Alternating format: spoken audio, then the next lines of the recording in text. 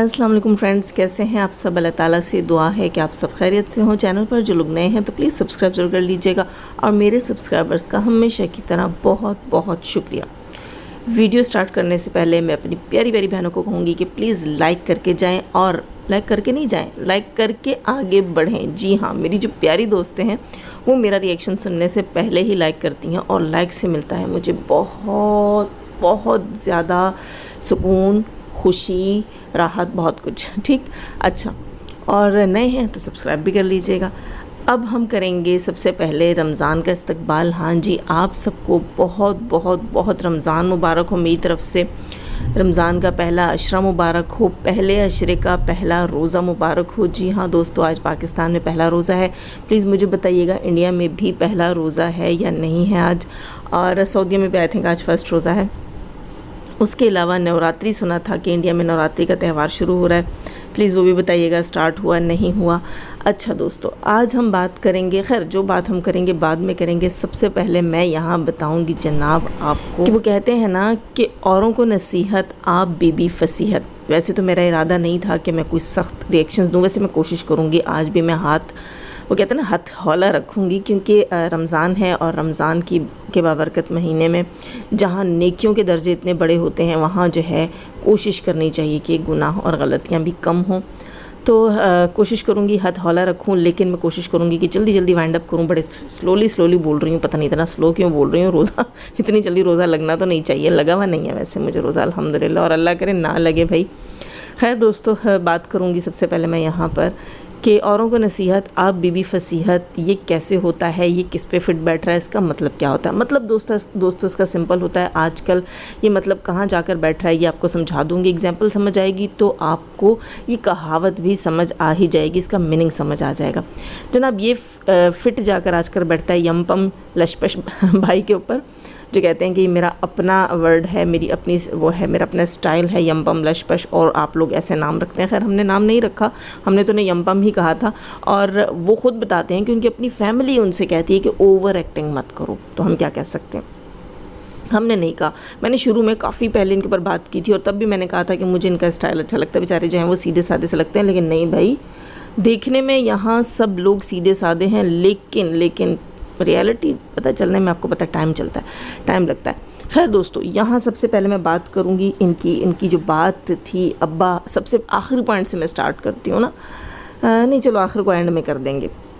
पॉलर वाली बात जनाब, ये सितारा यासीन को कहते हैं कि आप पॉलर वाली थी, आप जो है कैसे व्यूज़ लेती थी और कैसे आप जो है वो टाइम एक्सचेंज, मतलब क्या कहते हैं, वीडियो टाइम्स ही होता है ना, वॉच टाइम एक्सचेंज करना, सब्सक्राइबर एक्सचेंज करना।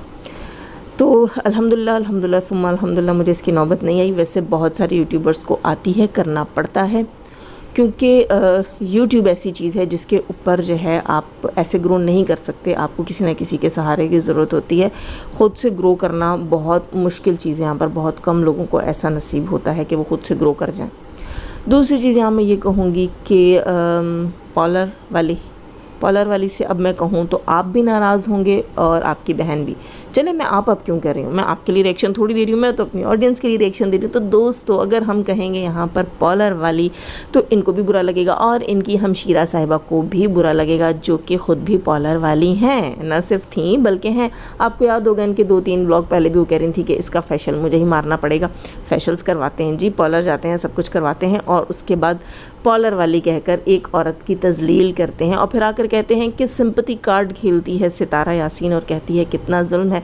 आप लोगों ने बड़ा अच्छा नाम रखा हुआ है। बात वहीं आ जाती है, औरों को नसीहत आप बीबी फसीहत, अपने गिरबान में भी तो झांको ना मेरे भैया, आपके घर में भी पॉलर वालियाँ बैठी हुई हैं। दूसरी चीज़ यहाँ पर एक अहम पॉइंट यहाँ पर मैं ऐड करूँगी कि रिएक्शन वालों को ये कहते हैं कि कुत्ते और दाना डालना। तो एक चीज़ भाई यहाँ, खैर छोड़ो, फिर कहती हूँ भाई, अरे तुमसे बात नहीं, सॉरी आपसे बात नहीं कर रही। दोस्तों, कुत्ते दाना कब खाते हैं? पहली बार सुना मैंने कि कुत्ते भी दाना खाते हैं। वैसे तो मरियम ने दाना डाला था और लोगों ने खाया था, लेकिन सीरियसली हमने उन्हें भी कुत्ता नहीं कहा था। अजीब बंदा है ये, इसको इतना नहीं पता कि कुत्ते तो बोटियाँ नोच लेते हैं। खैर दोस्तों, कुत्तों की बात हो रही है तो एक बात बताऊँ, इन्होंने यहाँ कहा रिएक्शनिस्ट लोगों को कुत्ता, तो मेरे भाई, ये हफ़्ता पहले आपने क्या किया था? आपने क्या कहा था कि आप अपने अब्बा पर रिएक्शन दे रहे हैं और क्यों ना दें, आपके जो है ना वो घर के रिएक्शनिस्ट बनना चाहते हैं आप, आपके घर का कंटेंट है, इसी किस्म की आपकी गुफ्तगू थी, आपने रिएक्शन दिया। फिर अगेन बात आ जाएगी, अरे फिर मैं कह देती हूँ, आप यार लड़कियों मुझे याद दिलाया करो, आप नहीं कहना। मतलब मैं अपनी सहेलियों से बात करूँ तो दोस्तों, ये बंदा जो है ये ख़ुद रिएक्शन इसने दिया, इसकी अपनी हमशीरा, अब फिर मैं ये बात करूँगी तो इसको बुरा लगेगा, इनकी अपनी हमशीरा साहिबा भी रिएक्शन देती थी। आपको याद है अली के टाइम पे बड़े रिएक्शंस आते थे, काफ़ी चीज़ों में रिएक्शंस आए। एक रिएक्शन चैनल भी है उनका, साइड चैनल, आप सबको याद होगा, जहाँ पर वो नाम और आवाज़ चेंज करके आती हैं। अच्छा, उसके अलावा यहाँ मैं ये बात कर दूँ कि ये जनाब ख़ुद को भी उसी कैटेगरी में अब गिन रहे हैं, क्योंकि इन्होंने कुछ दिन काम किया है तो इन्हें लगा है कि शायद इस काम में बंदा ऐसा हो जाता है जैसे इन्होंने अभी अपना नाम रखा। तो इन्होंने मेरी तमाम जितनी भी रिएक्शनिस्ट बहनें हैं, मैं उनसे यही कहूँगी कि बिल्कुल दिल पर लेने वाली कोई बात नहीं है, बुरा मनाने वाली कोई बात नहीं है। बंदा जो है वो होश में नहीं है, ये इसको बड़ी जल्दी, वो आपको याद होगा इसका थंबनेल था, इसकी पूरी आउटलाइन पे आग और शोले भड़क रहे थे, बड़ी जल्दी इसको लग जाती है। तो ये वही, फिर इसको समझ नहीं आती, ये ख़ुद को बोल रहा होता है, यहीं बैठ कर ये अपनी बहन को भी गालियाँ दे रहा है, पॉलर वाली बोल रहा है, और ये ख़ुद को भी यही बोल रहा है कि रिएक्शन वाले कुत्ते होते हैं, तो रिएक्शन ख़ुद भी दे दिया, बहन ने भी दे डाला। अच्छा, उसके बाद मज़े की एक चीज़ आपको मैं बताऊँ कि ये कहता है कंटेंट, कि सितारा कंटेंट लेकर आई, और इसने एक चीज़ यहाँ पर एक्सक्यूज़ मी, इसने रियलिटी यहाँ पर रखी कि सलमा एक कंटेंट पे काम कर रही थी। हमें नहीं मालूम सच क्या है झूठ क्या, हमने तो पहले कहा हम तमाम रिएक्शनिस्ट जो थे, जो सितारा के लिए रिएक्शन दे रहे हैं या वाईटी से गंद मुकाओ मुहिम के ऊपर काम कर रहे हैं, तो हम सबका कहना यही था कि हमें नहीं मालूम सच है झूठ है कुछ भी है, तो इस चीज़ को वाईटी पर नहीं आना चाहिए। लेकिन इन्होंने कहा कि ये कंटेंट था जो सलमा ने अपनी बहन के साथ मिलकर स्टार्ट किया था, तो आप वहाँ तब क्या कर रहे थे? दोस्तों, ये बंदा भी इसी कंटेंट का हिस्सा रहा, तब इसको व्यूज़ पड़ रहे थे, इसी कंट्रोवर्सी में ये शामिल था, उसी घर के अंदर था, उसी जो है घर के अंदर की बातें, इसी के पोर्शन की बातें हो रही थीं, और इसने एक बार भी आकर नहीं कहा कि ये कंटेंट है, बल्कि ये बढ़ चढ़कर कह रहा था आगे देखिए क्या होने वाला है, अब ये होगा, ये रियलिटी है, ये सच है, लाइव लगा कर बैठे हुए हैं, अब्बा ने आके मार दिया, ये हो गया वो हो गया, ब्ला ब्ला ब्ला ब्ला। यहाँ तक कि इसने आज यहाँ बैठकर कहता है कि मुझे मत दो, मैं तो मिडिल क्लास हूँ। अपने घर का रोना तो रोया, वो आप सबको पता है, जहाँ ये बताता रहा कि मेरे कमरे गहरे हो गए, मेरा सहन ऊंचा हो गया, वो सब होता रहा। इस कंटेंट में, कंटेंट क्रिएशन में जो इसकी भाभी साहिबा ने क्रिएट किया था, बकौल इसके, हम नहीं मानते इस चीज़ को, लेकिन ये कहता है कि कंटेंट था। तो अगर ये कंटेंट था तो उस कंटेंट में इसने भला लूटा भाई लोगों को, 2-2 हज़ार डॉलर्स लेता रहा। वो मोहतरमा सबा साहिबा जो हैं वो ख़ुद बता कर गई, एक को इंस्टा के ऊपर उन्होंने डीएम किया कि मैंने जाकर इसको जो है वो पैसे भिजवाए हैं, 2000 डॉलर, बल्कि मुझसे पूछ रही थी भिजवाने चाहिए या नहीं भिजवाने चाहिए। वो बेचारा बड़ी तकलीफ़ में है, बड़ी परेशानी में है, खाने के लाले पड़े हुए हैं, खाने के पैसे भी भिजवाए हैं। उस कंटेंट से, कंट्रोवर्सी तो मैं नहीं कह रही, इसके मुँह की बात है कि कंटेंट है, उस कंटेंट से इसने भी हज़ारों डॉलर्स ईंटे। उसके उस वक्त अगर ये जैसे ये अब ये बातें करा, तो इसका मतलब ये सब जानता था। अगर ये सच था तो ये जानता था, तो ये मिला हुआ था, जो मिला हुआ था 200 बराबर का शरीक होता है। और इसी तरह इसने कहा कि सितारा ने अपने हस्बैंड की शादी खुद करवाई, और मैं हैरान था, ये इसके अल्फाज हैं कि मैं हैरान था कि ये बंदी खुद ही शादी करवा रही है और खुद ही आकर रो रही है, पीट रही है, जुल्म हो रहा है, ये हो रहा है, वो हो रहा है। तो तब ये क्यों खामोश था? ये खामोश था, इसकी वो भाभी साहिबा खामोश थी, इसकी सगी बहन खामोश थी, दूसरी बहन भी खामोश थी। क्यों सब खामोश थे? क्यों? काफ़ी अरसा उसके बाद भी खामोश रहे। अब पूरे तकरीबन 1.5-2 साल होने वाले हैं साजिद की दूसरी शादी को, ये अब आकर फूट रहे हैं। तो क्यों? असल में जैसे इसने ख़ुद कहा कि सबको पता था बड़ा यूट्यूबर है, इसके साथ जुड़ेंगे तो डॉलर आएगा, तो फिर आप भी इसी गर्ज से जुड़े हुए थे और जुर्म के बराबर के शरीक। अगर मिसाल के तौर पर वो सब झूठ था, ड्रामा था, नाटक था, तो आप भी जुर्म के बराबर शरीक हैं, क्योंकि आपने आके रियलिटी नहीं बताई। क्यों नहीं बताई? तब क्यों नहीं बताई? अब क्यों बता रहे हैं? फ़ायदा नहीं हासिल हुआ ना। अगर वो रियलिटी थी तो इनको उससे इतना फ़ायदा नहीं हुआ। खैर, क्या फ़ायदा हुआ तो हम आपको आगे चल के बताते हैं। जैसे ये कह रहा था कि एक्सचेंज किए जाते हैं, वॉच टाइम लिया आपने, आपने कैसे कैसे अपना चैनल ग्रो किया। ठीक है, बिल्कुल किया, उस बंदी ने, सब करते हैं। आप एक बताइएगा बात कि आपने अपना चैनल कैसे ग्रो किया, आपकी बहनों ने अपने चैनल्स कैसे ग्रो किए, आपकी भाभी ने, ठीक है, अपना चैनल कैसे ग्रो किया। आप लोगों को तो पका पकाया मिल गया ना, कहते हैं ना बेड ऑफ रोजेस, आपके लिए तो फूलों की सेज थी वाइटी, सजी सजाई, आए और चढ़कर बैठ गए। किसने बनाई ये सेज? सितारा यासीन ने ना, तो हलाल करके खाओ। कितना तो अब तक इस वाईटी के अपने चैनल से आपने आउटपुट जनरेट किया होगा ना, डॉलर्स तो कुछ ना कुछ जनरेट किए होंगे, तो उसके बदले में आप ये सिला दे रहे हो। अगर उसने कुछ किया भी तो मेरा ख्याल है कि ये शादी वाली बात तो खैर झूठ है, इसको तो मैं बिल्कुल भी नहीं मानती। उसके अलावा अगर छोटा मोटा कोई कंटेंट क्रिएट कर ही लेती है कि ये फंक्शन हो गया, ये पार्टी हो गई, ये शादी हो गई, ये ऐसा हो गया वैसा, शादियाँ किसी के रिश्ते वो खुद नहीं करवाती, तो हर यूट्यूबर कंटेंट क्रिएट करता है। जैसे कि यहाँ पर कहा जाता है कि वो फ़लाँ यूट्यूबर जो है वो उसकी बीवी झूठ बोल रही थी, सब कुछ खुद मंगवाया था और कह रही थी हस्बैंड ने किया, तो ये सबको करना पड़ता है। व्लॉगर जो है वो क्या दिखाएगा। खैर वो तमाम सारी चीज़ें एक साइड पे छोड़ें, आप बताएं कि आपको भी तो तैयार सेज मिली है ना बैठने के लिए, वरना आपको कौन जानता था कि मोहम्मद सलमान व्लॉग्स कौन है? कोई भी नहीं जानता था। इसी तरह आपकी बहनों को कौन जानता था, उनके यूट्यूब चैनल्स को कौन जानता था। वो जो चीज़, जो कंटेंट आपको लग रहा है, जो आपको कंट्रोवर्सी लग रही है, जो आप कह रहे हैं सितारा ने क्रिएट किया है, उससे आपके पूरे ख़ानदान के चूल्हे जल रहे हैं और कितनी माओं को लोगों के घरों के झाड़ू पोछे छोड़ने पड़े, मतलब छोड़ने की नौबत आई। अपने घर में इज़्ज़त से अपने पंखों के नीचे बैठी हुई हैं और अपने घरों में अपने चूल्हों पर पका कर खा रही हैं। Shame on you.